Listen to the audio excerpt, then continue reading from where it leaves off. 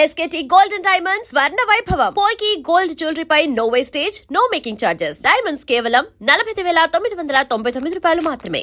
Welcome to I dream. ఒక వ్యక్తి నేరం చేస్తే ఆ బాధితులు పోలీస్ స్టేషన్లో కంప్లైంట్ ఇస్తారు. కంప్లైంట్ ఇచ్చిన తర్వాత ఎఫ్ఐఆర్ అవుతుంది. దాని తర్వాత దర్యాప్తు జరిగిన తర్వాత ఛార్జ్షీట్ వేస్తారు. అక్కడ నుండి ఆ కేసు అనేది కోర్టుకు వెళ్తారు. కోర్టులో ఛార్జ్షీట్ వేసిన ఐఓ గారు తర్వాత ప్రాసిక్యూషన్ కోర్టులో కరెక్ట్గా సబ్మిట్ చేస్తే జడ్జి గారు వాళ్ళ వాదనని నమ్మి తర్వాత శిక్ష వేస్తారు. ఇది ప్రొసీజర్.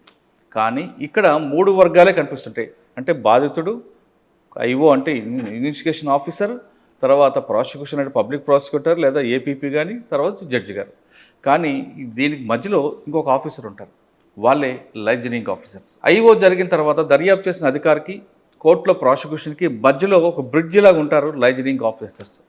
ఆ లైజనింగ్ ఆఫీసర్స్ కేసుని ముందు వరకు నడిపించడం, సాక్షులను కోర్టుకు తీసుకురావడం, వాళ్ళు బెదిరిపోకుండా భయపడకుండా వాళ్ళకి మళ్ళీ తిరిగి వాళ్ళకి ఏం జరిగిందనే విషయానికి వాళ్ళకి మెమరీ చేయడం, తర్వాత ఎప్పుడో ఛార్జ్షీట్ వేసి వెళ్ళిపోయిన ఐఓ కూడా అంటే పోలీస్ ఆఫీసర్ కూడా ఆ కేసు గురించి వివరాలు ఇవ్వడం, ఎప్పటికప్పుడు మానిటరింగ్ చేసి ఇటు బాధితుడికి, అదేవిధంగా పోలీస్ ఆఫీసర్కి, అటు ప్రాసిక్యూషన్కి, ఈ ముగ్గురి మధ్యన ఒక బ్రిడ్జిలాగా ఉన్న వాళ్ళే లైజనింగ్ ఆఫీసర్స్.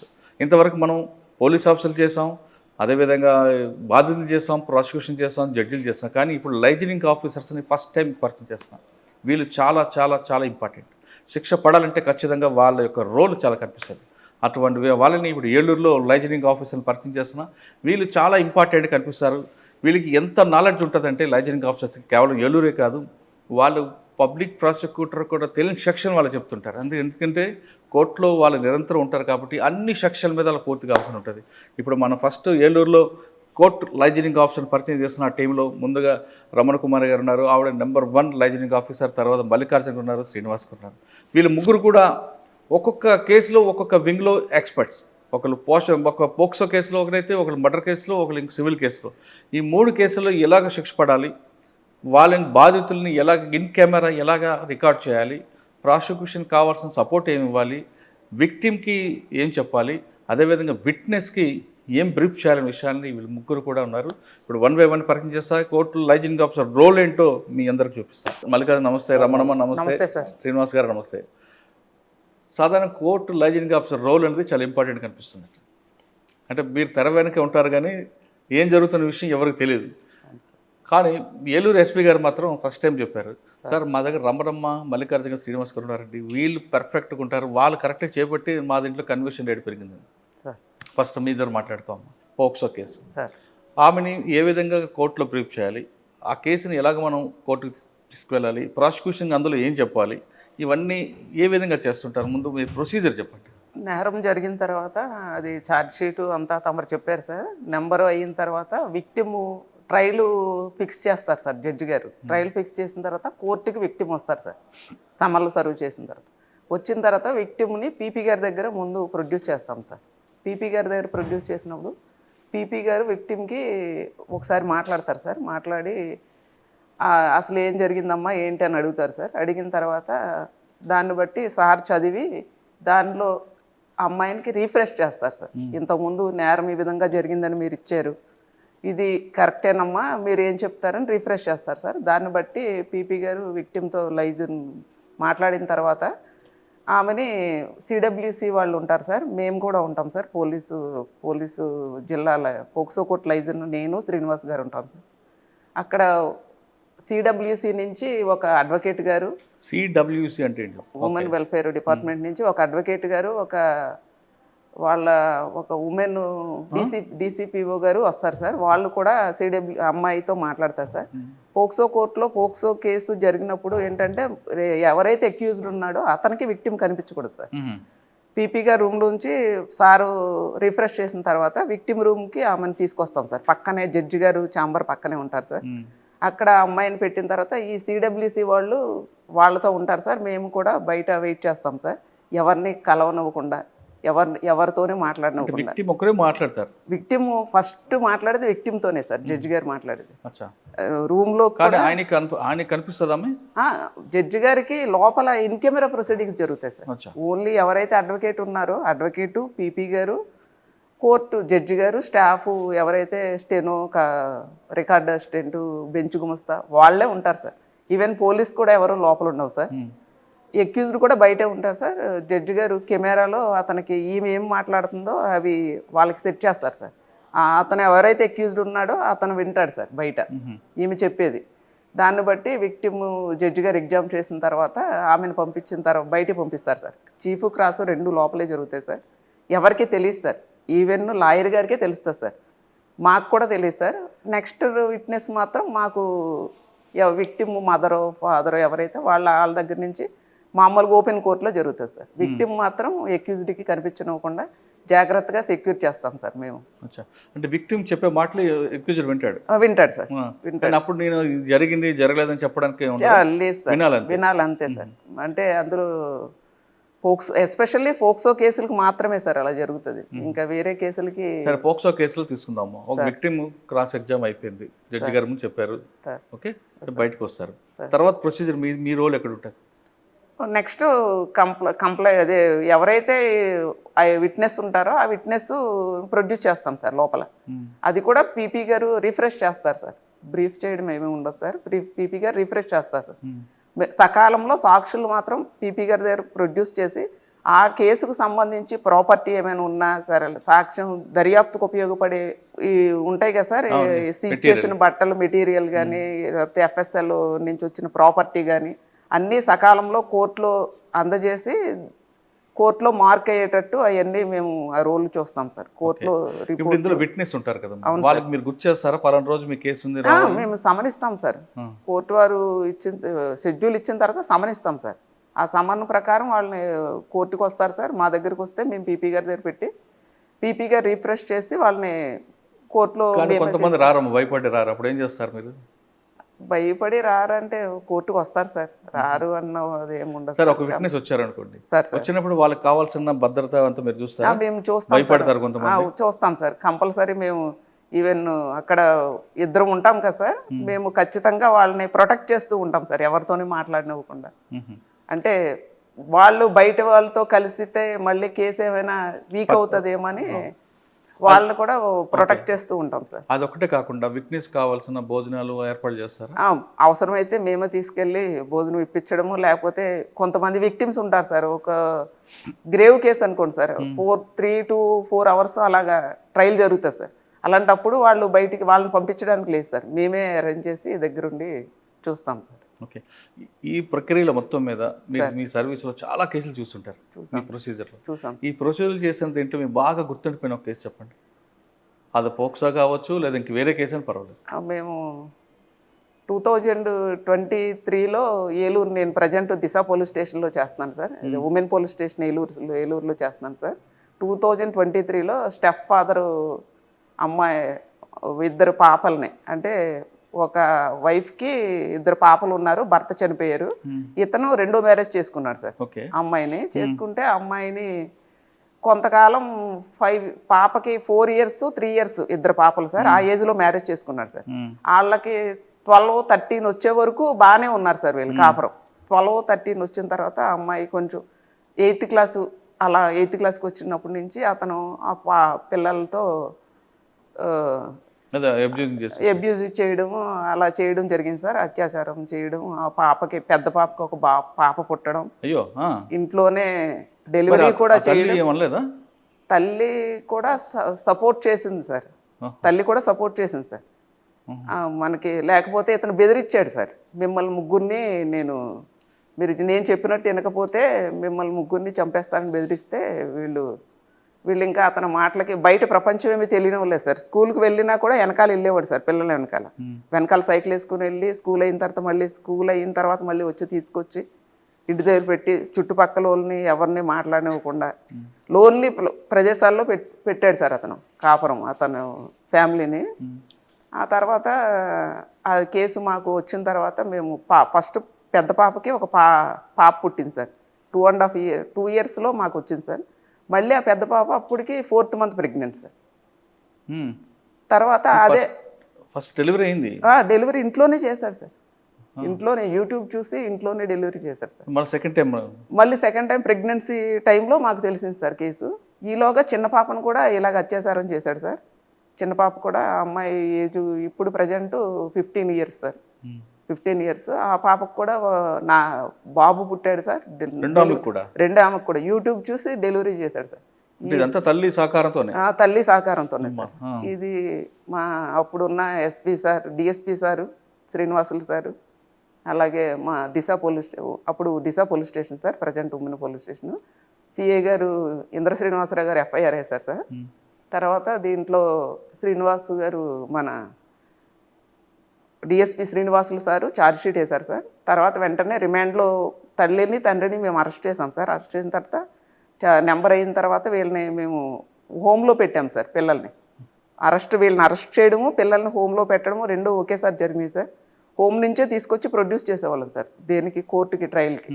అలా ప్రొడ్యూస్ చేసిన తర్వాత జడ్జిమెంట్ ఇచ్చారు సార్. అందరూ కూడా బాగా చెప్పారు, సాక్ష్యం అంతా. జడ్జిమెంట్ ఇచ్చిన తర్వాత జీవిత కారాగార శిక్ష వేశారు సార్. బతికున్నంత కాలం ఇద్దరికి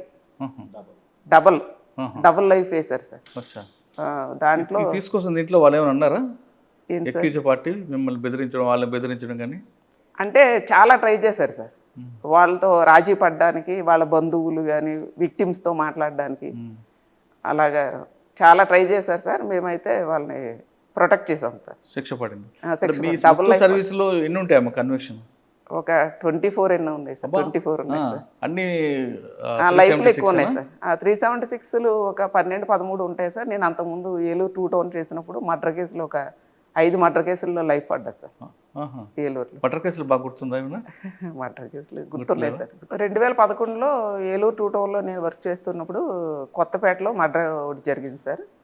అప్పుడు ఇన్వెస్టిగేషన్ ఆఫీసర్ వచ్చి ఏలూరు టౌన్ సిఐ గారు ఎన్ మురళీకృష్ణ గారు సార్, వాళ్ళని ముద్దాయిలను 8 మెంబర్స్ని అరెస్ట్ చేసి, అంటే సీరియల్ మర్డర్ జరిగింది సార్. ఆ టైంలో ఒక 4 జరిగినాయి సార్ సీరియల్. వీళ్ళు 2 పార్టీలు ఇటు అటు అలా. దాన్ని సార్ ఇన్వెస్టిగేషన్ బాగా చేశారు. తర్వాత మనకి ఎఫ్ఎస్ఎల్లో అన్ని ప్రాపర్టీ అంతా బాగా వచ్చింది. ఫస్ట్ ఏడీజే కోర్టు ఏలూరులో ట్రయల్ జరిగింది సార్. దాంట్లో 8 మెంబర్స్కి శిక్ష లైఫ్ వేశారు సార్. మీరు 20 పైగా ఉన్నాయంటారు కన్విక్షన్.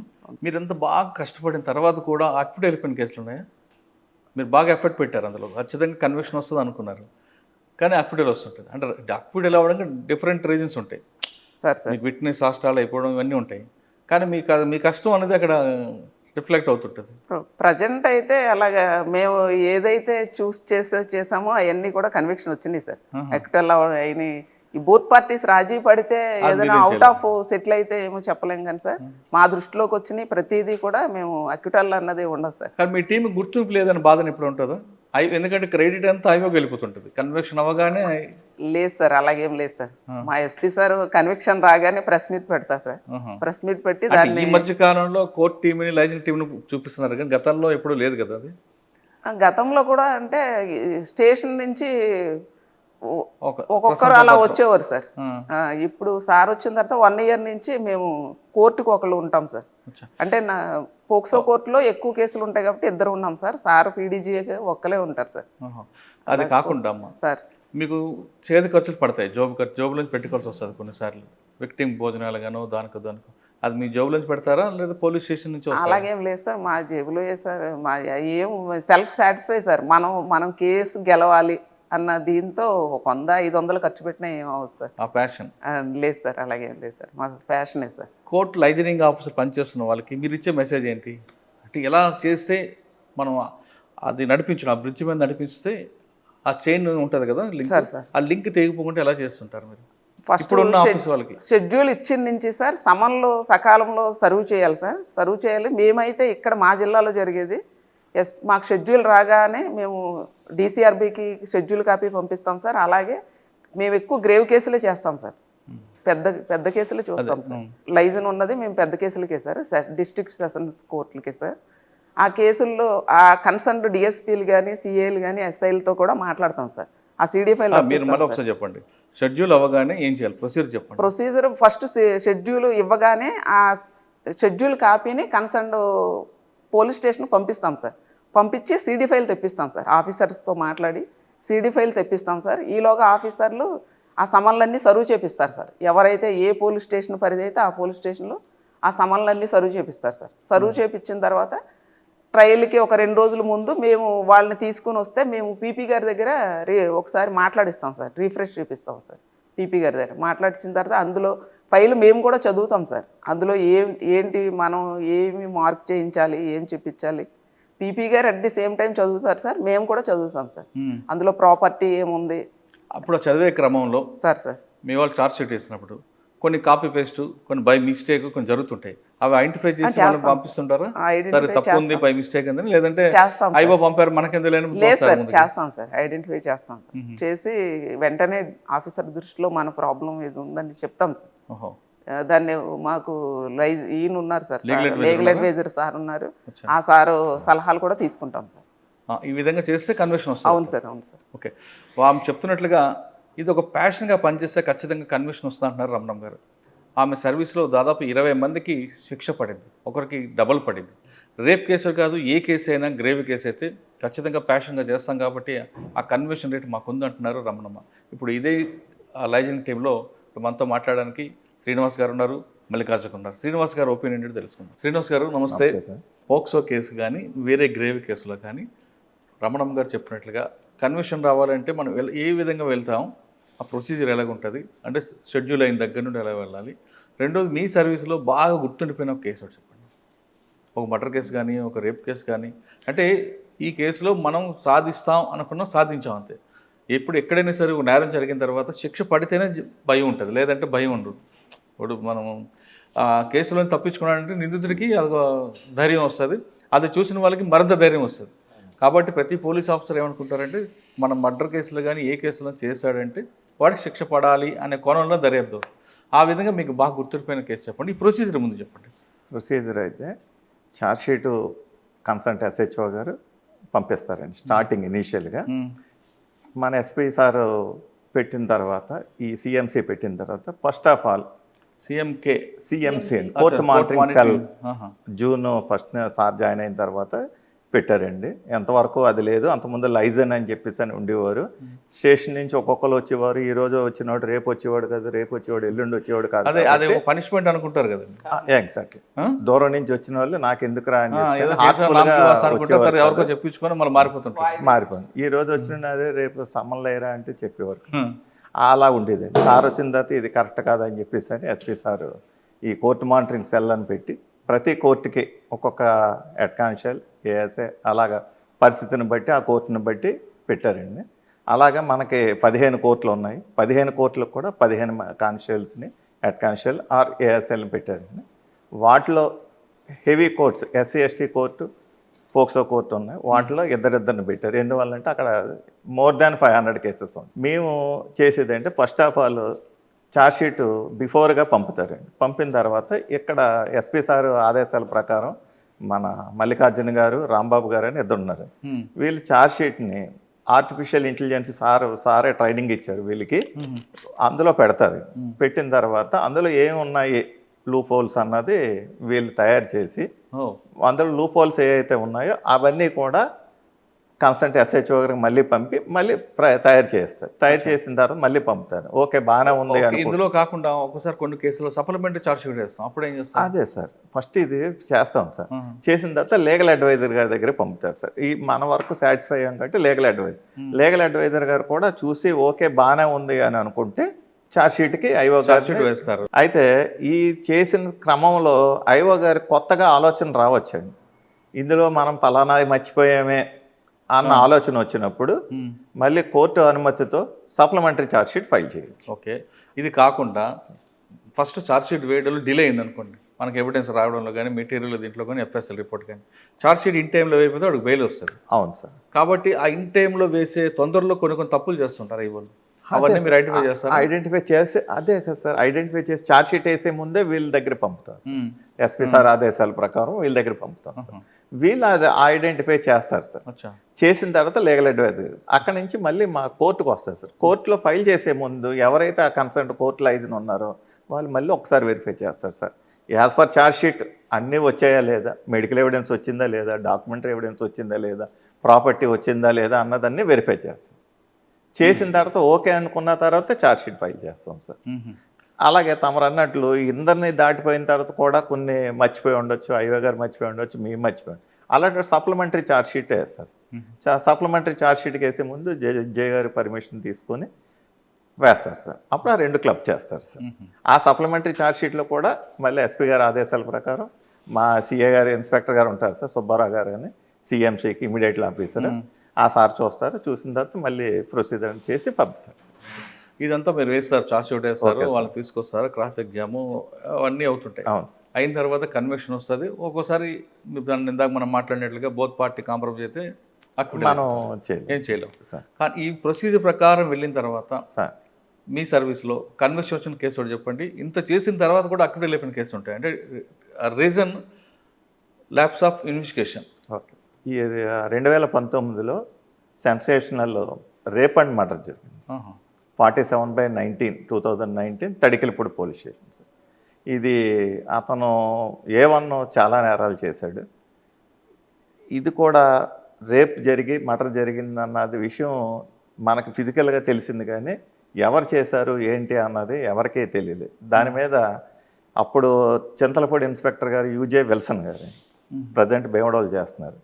ఆ సారు ఎస్పీ సార్ తోటి టైఅప్ అయ్యి సెల్ టవర్ యొక్క ఇది చూసుకొని ఆ టైంలో విక్టిమ్ డిసీజ్డ్ యొక్క ఫోను తీసుకొని ముద్దా వెళ్ళిపోయాడు. అతను సిమ్ వేసుకున్నాడు. ఆ విధంగా టెక్నికల్ ఎవిడెన్స్ తోటి దాన్ని గ్యాదర్ చేసి సాక్షులు విచారించి జైల్లో ఉండగానే ఛార్జ్షీట్ ఫైల్ చేశారు సార్. అందులో విక్టిమ్ 2 ఫ్రెండ్స్ ఒక దగ్గరికి వెళ్ళారు సార్, కొండపల్లి గృహాలని తడికలపూడి పోలీస్ స్టేషన్ లిమిట్స్లో. అది చూసుకున్న తర్వాత వీళ్ళు ఒక లోన్లీ ప్రదేశంలో కూర్చుంటే ముద్దాయిలు వచ్చి వాళ్ళని హిట్ చేసి ఒకటి రేప్ అండ్ మర్డర్ చేశాడు.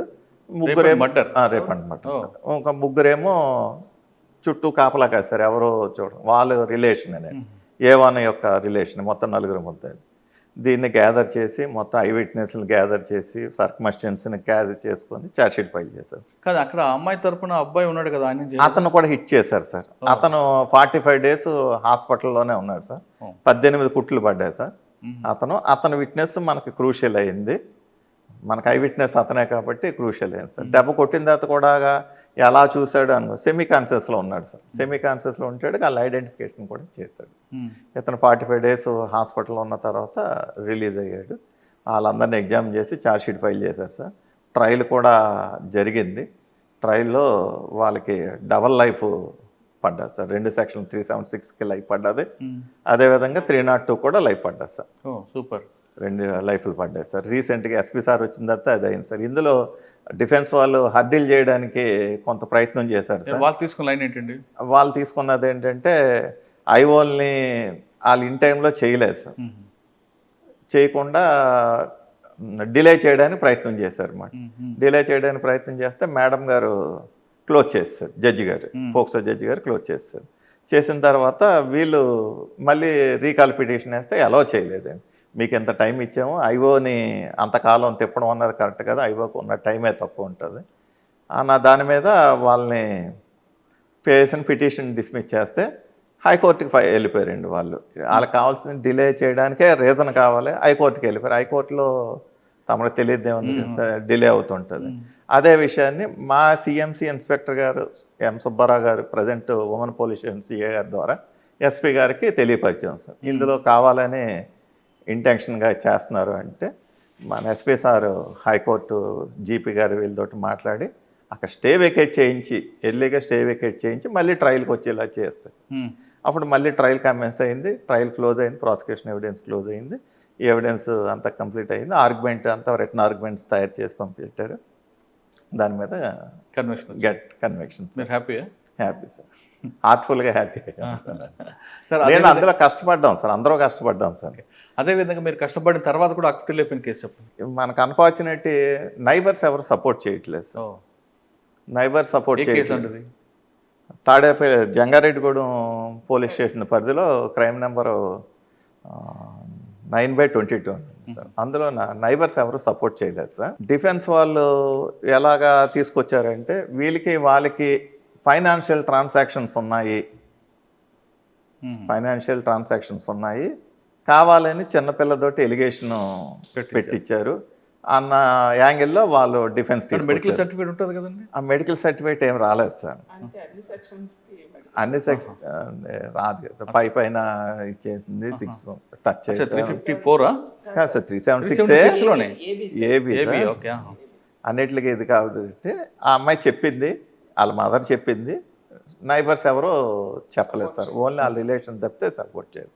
దానికి వీళ్ళు ఈ విక్టిమ్ వాళ్ళు మదర్ కూడా మాకు ఫైనాన్షియల్ ఇవి ఉన్నాయని చెప్తే మన పీపీ గారి దగ్గర ఏ టైంలో కూడా చెప్పలేదు సార్. ఫ్రమ్ ది స్టార్టింగ్ నుంచి ఎండింగ్ వరకు ఎక్కడ కూడా చెప్పలేదు సార్. అదొక మనకు మైనస్ సార్. మనం అడిగిన వాస్తవంగా ఉంది, మనం అడిగాం సార్, కానీ ఇప్పుడు లేదు. మనం అడిగాం కానీ మనం అంటే పీపీ గారు అడిగారు కానీ చెప్పలేదు సార్. ఆవిడ మాకేమి లేవండి, మా మధ్య ఏమి లేవండి అన్నారు. అది మనకు తెలియకుండా జరిగిన ఒక డిఫాల్ట్ సార్. అయితే దాని మీద అప్పీల్ చేసాం సార్. ప్రజెంట్ ఎస్పీ సార్ సంతకం అయ్యింది, హైకోర్టుకు వెళ్ళింది సార్. హైకోర్టులో మాకు తెలిసి విక్టిమ్ని స్టేట్మెంట్ స్టాండ్ అవుతారని మా అది కూడా పోక్సోయే సార్. పోక్సోలో సాధారణంగా కదమ్మా, పోక్సోలో సాధారణంగా కంప్లైంట్ బేస్ చేసుకుని కన్విక్షన్ అదే ఉండదు సార్. సర్కమస్టెన్స్ చూసుకునే చేస్తారు సార్. అన్ని యాంగిల్ విక్టిమ్ చెప్పినంత మాత్రాన వేయమని చెప్పేసి లేదు సార్. రేప్ కేసు అనగానే విక్టిమ్ చెప్పిందే చాలు కదా సార్. సుప్రీంకోర్టు జడ్జిమెంట్స్ చాలా ఉన్నాయి సార్, సైటేషన్స్ ఉన్నాయి. దాని మీద జడ్జెస్ అన్ని చూసుకునే చేస్తాం. అందులో అప్పీల్ వచ్చింది, ఇప్పుడు దాని మీద అప్పీల్కి వెళ్ళారు సార్. అప్పీల్కి వెళ్ళారు. అదొకటి మీకు మైనస్ ఉంది. మైనస్ సార్, కానీ అది కూడా సక్సెస్ అవ్వాలని కోరుకుంటున్నాం. అవును సార్. ఎందుకంటే మనం కష్టపడ్డాం, నైబర్స్ చెప్పలేదు. నైబర్స్ని మనం ప్రయత్నం చేసాం సార్, అయినా సరే కూడా చెప్పలేదు సార్. ఎందుకంటే వాళ్ళు మరి ఏదైనా ఆశించి చేశారా లేదా అన్నది దేవుడికి తెలియాలి సార్. కన్సల్ట్ ఐఓ గారికి చెప్పాం సార్, వాళ్ళు కూడా సమన్ ఇచ్చేటప్పుడు అడిగారు సార్, అయినా సరే కూడా ఇచ్చేయలేదు సార్. ఎస్పీ సార్ వచ్చిన తర్వాత కోర్టు మానిటరీ సెల్ పెట్టిన తర్వాత జూన్లో పెట్టారు సార్, 2024 జూన్లో పెట్టారు. అప్పటి నుంచి లాస్ట్ ఇయర్ 24లో 10 లైఫ్ కన్విక్షన్లు పడ్డాయి సార్, 6 10 ఇయర్స్లు పడ్డాయి సార్, ఒకటి 5 ఇయర్స్ పడ్డాయి సార్. లాస్ట్ ఇయర్ 17 ఇప్పటివరకు ఎంటైర్ ఏలూరు డిస్ట్రిక్ట్లో ఎప్పుడు పడలేదు సార్. 24లో ఆ అచీవ్మెంట్ అందుకున్నాం సార్. అదేవిధంగా ఇప్పుడు 25కి వచ్చేసరికి టోటల్ 11 కేసెస్ కన్విక్షన్స్ వచ్చాయి సార్. ఇప్పటికి యాజ్ ఆన్ టుడేకి 11 కన్విక్షన్స్ వచ్చాయి సార్. అందులో 5 లైఫ్లు ఉన్నాయి సార్, ఒక 2 ఏమో 20 ఇయర్స్ ఉన్నాయి సార్, ఒక 10 ఇయర్స్ ఉంది, ఒకటి 7 ఇయర్స్ ఉంది సార్. బాగా వచ్చాయి సార్. ఇంకా మాకు రావడానికి చాలా కేసెస్ రెడీగా ఉన్నాయి సార్. ఈ డిసెంబర్ లోపల లాస్ట్ ఇయర్ కంటే ఎక్కువ తేయడానికి ప్రయత్నం చేస్తాం. మా 15 మంది మా సుబ్బారావు సయ్య గారి ఆధ్వర్యంలో ఎస్పీ సార్ ఆదేశాల మేరకు మేము ప్రయత్నం చేస్తాం సార్. శ్రీనివాస్ గారు చెప్తున్నట్లుగా ఏ కేసు అయినా కానీ ఏ నేరం జరిగినా నేరానికి ముందు ఏం జరిగింది, తర్వాత నేరం జరుగుతున్నప్పుడు ఏం జరిగింది, ఉన్నట్లుగా వాస్తవం చెప్తే ఎక్కడైనా శిక్ష పడతారు. కానీ చాలామంది కొంతమంది డార్క్లో అంటే దాచుతుంటారు, ఏం కాదులే అని చెప్తే మర్చిపోయేవాడిని కానీ లేదా కావాలని మర్చిపోయినా కొన్ని కేసులు వీగిపోతాయి. ఎగ్జాంపుల్ జంగారెడ్డిగూడ కేసులు. ఆ కేసులో నిందితుడికి తమకి మధ్యన ఆర్థిక లావాదేవీలు ఉన్న విషయం కానీ ముందే పీపీ గారు చెప్పుంటే ఆయన వేరే గ్రౌండ్ ప్రిపేర్ చేసుకొని దానికి లింక్ పెట్టేవారు. కానీ ఆ విషయం చెప్పకపోవడంతో ఈ కేసులో అప్పీల్ వచ్చింది. ఇక మరొక వ్యక్తి ఉన్నారు, ఛార్జ్షీట్ వేసిన తర్వాత లీగల్ ఒపీనియన్ తీసుకున్న తర్వాత కూడా కొన్ని మిస్టేక్స్ జరుగుతుంటాయి, కావాలని కాదు బై మిస్టేక్ జరుగుతుంటాయి. దాన్ని ఎలా రెక్టిఫై చేస్తారు, ఎలా ఐడెంటిఫై చేస్తారు, చేసిన తర్వాత దాన్ని ఏ విధంగా కొలాబరేషన్ చేస్తుంటారు విషయాన్ని మనతో మాట్లాడడానికి మల్లికార్జున ఉన్నారు. ఆయన అడిగి చాలా విషయాలు తెలుసు. మల్లికార్జున నమస్తే అండి. పోక్సో కానీ ఏ కేసు అయినా సరే ఛార్జ్షీట్ వేసిన తర్వాత లీగల్ ఒపీనియన్ తీసుకున్న తర్వాత కూడా మీ దగ్గరికి వచ్చి చూస్తారు. అవును సార్. కానీ కొన్ని కేసుల్లో మనం బై మిస్టేక్ జరగచ్చు, కొన్ని వాంటెడ్గా జరగచ్చు. కొంతమంది వర్క్ లోడ్ ఉండబట్టి కాపీ పేస్ట్ అయిపోతుంది. ఎక్యూజ్డ్ పేరే మారుతుంటుంది, క్రైమ్ అదే ఉంటుంది కాబట్టి ఆ పేరు లోడ్ మారుతుంటే ఆ ఎంఓ అంతా చూపిస్తుంటారు.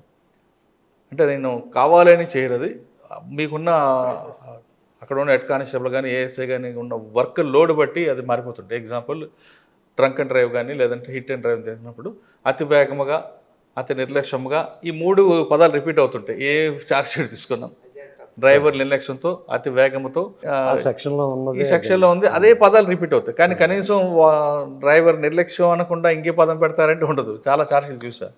అదేవిధంగా ఒక రేప్ కేసులో కూడా నిందితుడి పేరు మారుతుంది, కానీ ఎంబో అంతా ఒకటి చూసి ఆయన ఒంటరిగా ఉన్న స్త్రీకి గదిలోకి వెళ్ళి తలుపు వేసి ఆమె పట్ల అసభ్యంగా ప్రవర్తించాడు, ఇదే ఉంటుంది. సరే. ఈ విధంగా చేయడం వల్ల కేసులు పోతాయా నిలబడతాయా? ఒకటి, మీకున్న సర్వీసులో సరే.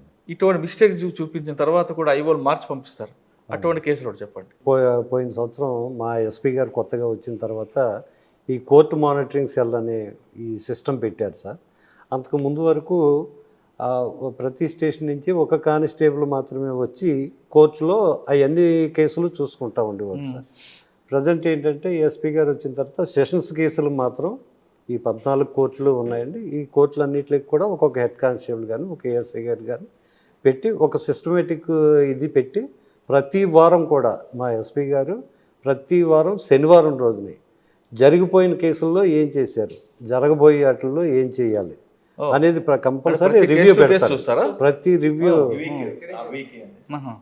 ఎస్పీ గారు ఈ సమావేశ మందిరంలోనే ప్రతి వారం కూడా రివ్యూ చేస్తా ఆన్లైన్లో అన్ని జిల్లాలో అన్ని పోలీస్ స్టేషన్ల ఐఓలతోటి కూడా ఆ కేసులో నువ్వేం చేసావు, ఈ కేసులో మీరు ఇంకా ఏం చేయాలి, దీంట్లో ప్రతి ఒక్కరి యొక్క ఇది ఆలోచనతో ఎదరికెళ్తాం వల్ల ఎక్కువగా కన్వెక్షన్ రేట్ పెరుగుతుంది సార్. ఇక్కడ ఈ జిల్లా కోర్టులోకి వచ్చే ఈ పోలీస్ స్టేషన్ నుంచి ముందుగా సిఎంసికి ఛార్జ్షీట్ మనకు పంపిస్తారు సార్.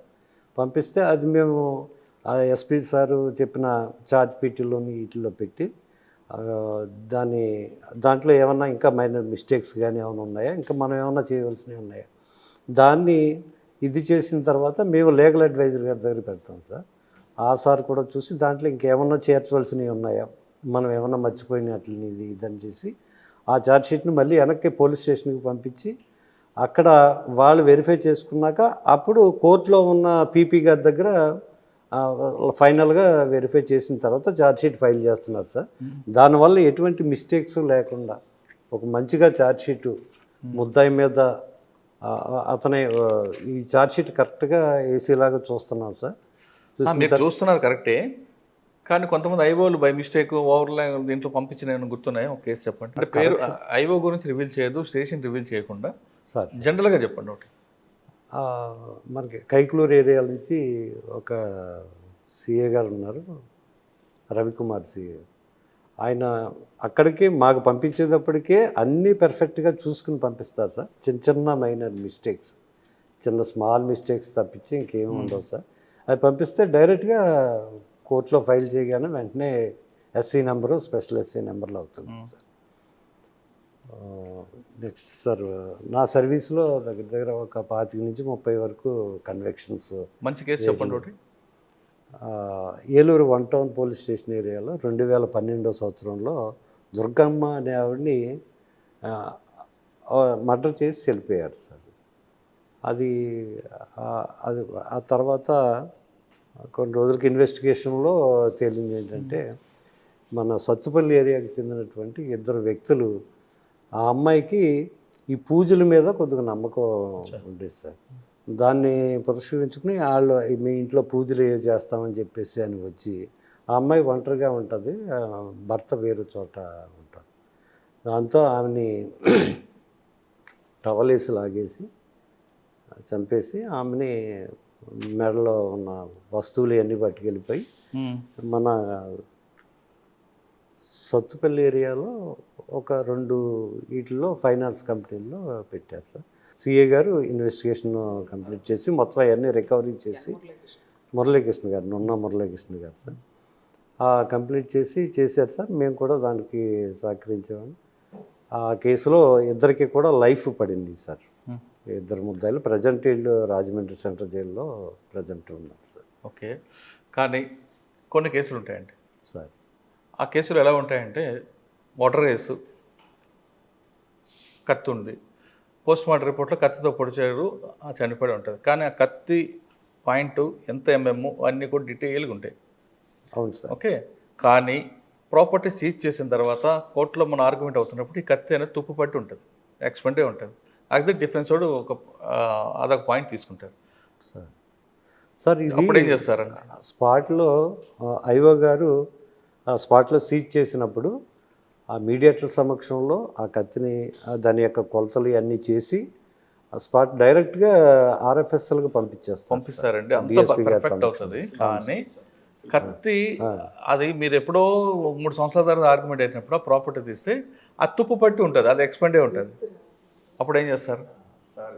ఇమీడియట్ రిపోర్ట్ ఎప్పుడైతే సీజ్ చేస్తామో అప్పుడే వాటి మీద ఎఫెక్ట్స్ చేస్తారు సార్, స్లిప్స్ ఎఫెక్ట్ చేస్తారు. అచ్చా, ఇది ఆ ప్రాపర్టీయే, దీన్ని ఎటువంటి మార్చడానికి లేదు అని చెప్పి మీడియేటర్స్ సమక్షంలో చేస్తారు కాబట్టి ఇద్దరు మీడియేటర్లు కన్సల్ట్ ఐఓ తోటి ముద్దాయి ఉంటే ముద్దాయి తోటి అంతతో సంతకాలు పెట్టించి దానికి ప్రాపర్టీ కంటిస్తారు, ఎఫెక్ట్ చేస్తారు. అలాగే ఊడిపోకుండా ఉంటారు సార్, అది ఎంతకాలం అయినా ఊడిపోతుంది. అప్ టు ట్రైల్ అది చెప్తున్నాం.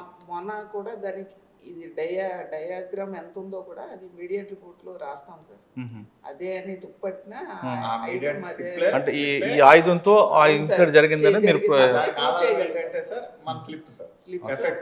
అది కాకుండా ఆర్ఎఫ్ఎస్ఎల్ వాళ్ళు డైరెక్ట్గా దానికి ఒక నెంబర్ ఇచ్చి ఒక స్లిప్ కూడా అటాచ్ చేస్తారు.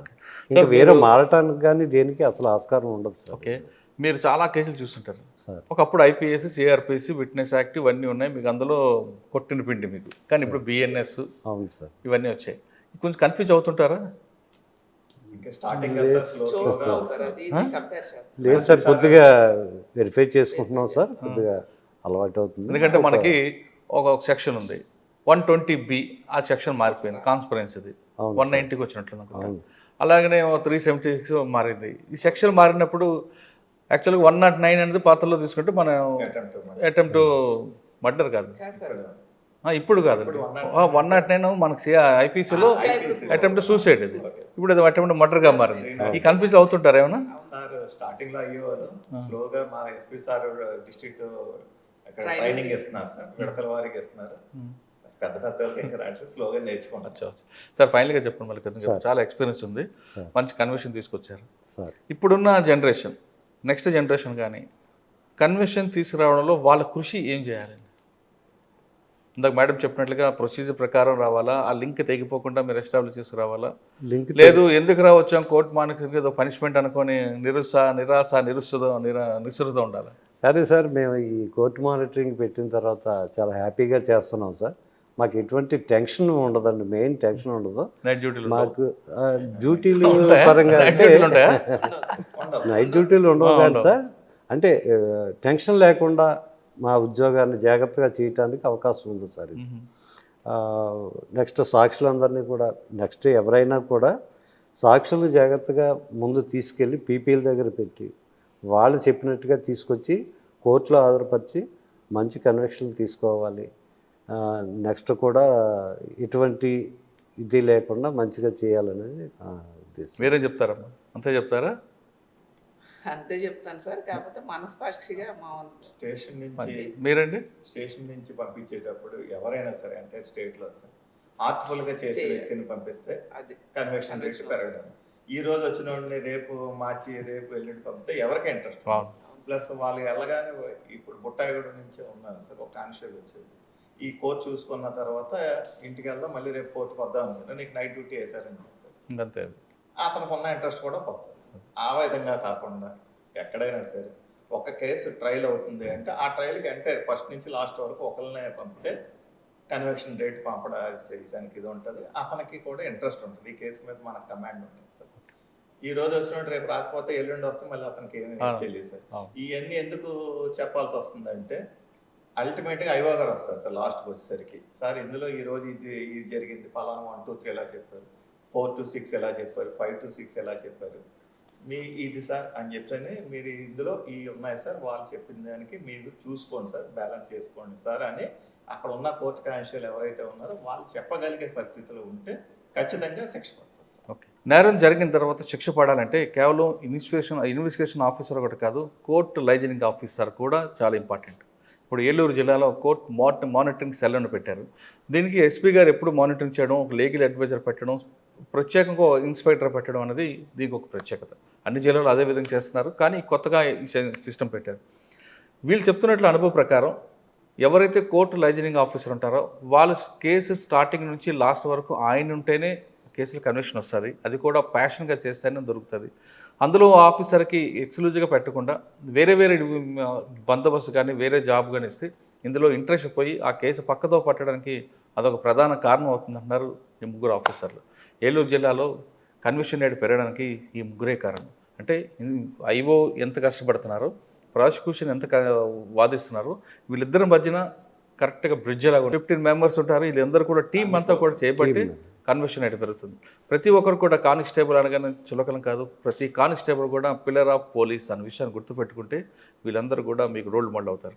అంటే ఒక కానిస్టేబుల్ కదా వీళ్ళేం చేస్తారనుకోవద్దు. వీళ్ళకున్న నాలెడ్జ్ ఒక పబ్లిక్ ప్రాసిక్యూటర్ కానీ, కొంతమంది పబ్లిక్ ప్రాసిక్యూటర్ కానీ, లా చదివిన వాళ్ళకి కానీ ఉండదు. ఎందుకంటే వీళ్ళు బుక్స్ చదవని వీళ్ళు అడ్వకేట్స్ వీళ్ళు ప్రతి కేసులు కూడా క్షుణ్ణంగా చూస్తారు. కాబట్టి వీళ్ళకున్న అనుభవం విపరీతం. కాబట్టి ప్రతి ఒక్కరు కూడా ఏ కానిస్టేబుల్ అయినా, ఎవరు హెడ్ కానిస్టేబుల్ అయినా, పోలీస్ అయినా ముందు మీకున్న సర్వీస్లో అనుభవం పెంచుకోండి. ఎక్కడ కేసుని పక్కదో పట్టకుండా జరుగుతుందో ఆ విషయంలో మీరు ఆ లూప్ హోల్స్ని ఐఓకు చెప్పగలిగి, ఐఓ కూడా కానిస్టేబుల్ కదా అని నిర్లక్ష్యం చేయకుండా ఆయన చెప్పిన అనుభవాన్ని స్వీకరిస్తే ఖచ్చితంగా ప్రతి కేసులో కూడా నిందితులకు శిక్ష పడుతుందనేది ది బెస్ట్ ఎగ్జాంపుల్. ఇది ఏలూరులో కోర్ట్ మానిటరింగ్ సెల్ వాళ్ళతో ఎక్స్క్లూజివ్ ఇంటర్వ్యూ. వచ్చే వారం మరో గెస్ట్తో మళ్ళీ కలుద్దాం. అందరికీ నమస్తే. థ్యాంక్ యూ అండి. Thank you.